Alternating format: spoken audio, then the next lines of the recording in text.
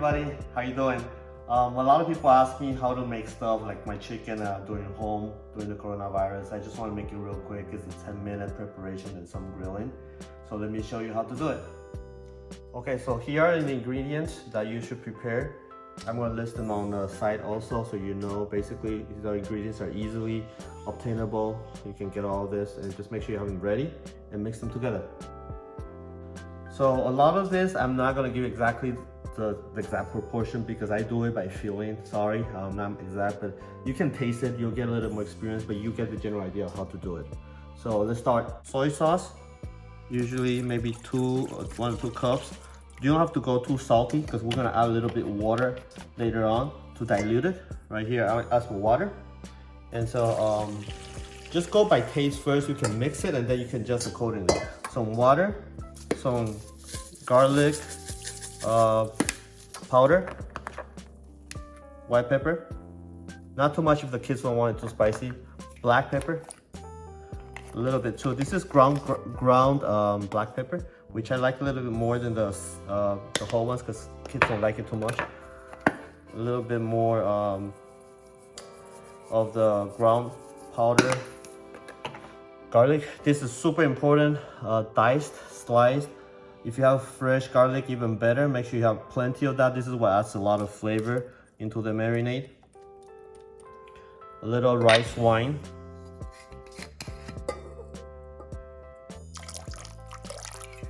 Some sugar. And sugar actually I add quite a bit. Sugar actually brings out a lot of the flavors and balances out the acidity and the saltiness. So I love adding quite a bit of sugar into my marinades. Fresh lemon or lime if you have. And you can adjust, it depends, you know, every lemon and lime is a little different in terms of their flavor, how acidic they are. Also this sesame oil, especially the good ones, add a lot of complexity to the flavor. I like that. Not too much because a lot of times it's very overpowering. A couple droplets should be good enough. Mix it together and then start tasting. The key with tasting the marinade is, does it feel too salty or is it light? Once you taste it, you can tell how much to add or what else to add. So a lot of this is kind of like an art. You gotta get used to tasting. It's not really an exact math science. So let's try it out. Salty, a little over salty. So I definitely add a little bit more of water. I don't want to get too salty in my chicken.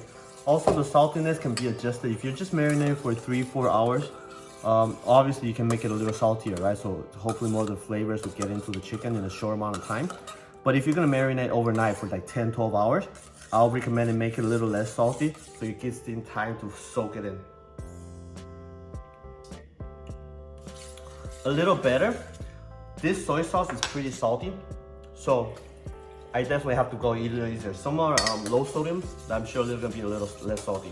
So just, you know, once again, this is kind of like your art, your piece of art, so you can taste it and adjust accordingly to what you like.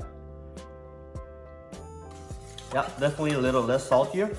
Since I'm most likely gonna marinate this for the next 3-4 hours, I wanna make sure this actually a little saltier, so I only have 3-4 hours. And I'll add a little more lemon, because I like it a little more citrusy.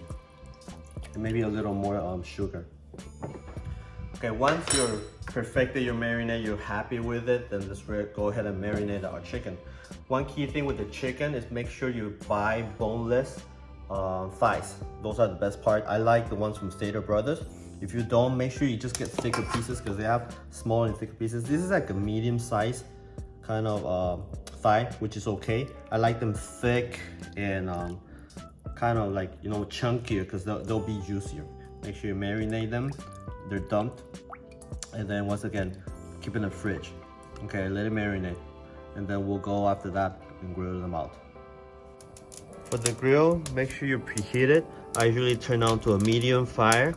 Close the cover, lid, and make sure you get up to at least 350 degrees. So between 350 and 400 is a good temperature. Usually it takes around maybe 5 minutes to get up to that temperature on my grill. Okay, after marinating, make sure you take out your chicken so they'll return to room temperature for at least half an hour to an hour before you're gonna grill it, because you want to get to a good temperature instead of cold. All right, now that the grill is preheated to around 350, I make sure I keep it on a medium-low fire. One of the key things, you don't want to burn the chicken. You want to slow cook it, but still give it a little char. That's what I like about the grills, that you have that open flame that gives a little more char instead of the oven. But if you don't have a grill, you gotta use the oven, that's fine. Just the way I like to cook it. So put it in.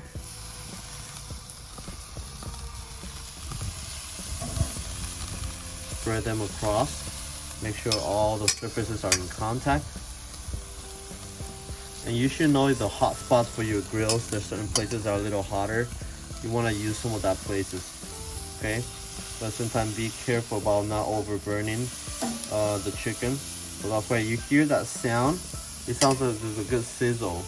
That's a good sizzle for this chicken right here. Not too hot. You can always turn up the heat a little later. But then you want to start with a medium-low with a good sizzle like this, not overly hot. And then make sure you close it. Always cook it under the lid to create that convection cooking. I recommend at least 10 minutes each side. Try not to flip it too many times because the juices get lost. So check on your chicken every 5 minutes, see how the temperature is going. Right now it's on a little lower side, it's fine, around a little under 350. I like to check it to see how it's going. See, it's cooking, you can see that, it's good. Good temperature is cooking. Make sure it's not burning, that's the main thing. Alright, it's been around 10 minutes and you can see the temperature creeps up a little bit as meat starts cooking. So you might have to turn it down a little bit just to control right under 350. So let's flip the chicken, see how it goes.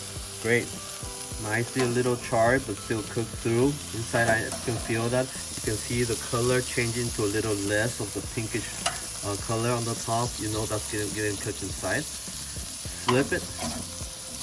There's a char there. And then it should cook nicely. I don't think I have to flip it again. I think one flip will do the job for this batch.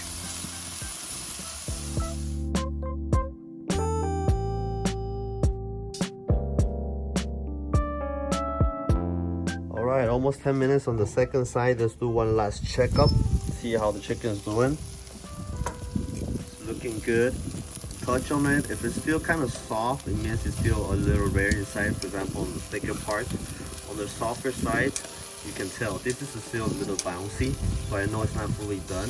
The thinner pieces most likely will be done by now, so I feel confident in a couple minutes I can take those out. Thicker ones, gotta check on them. This one, for sure, you want to make sure you're the thicker part, they're well cooked. No one wants to have raw chicken, so be a little safer on the side.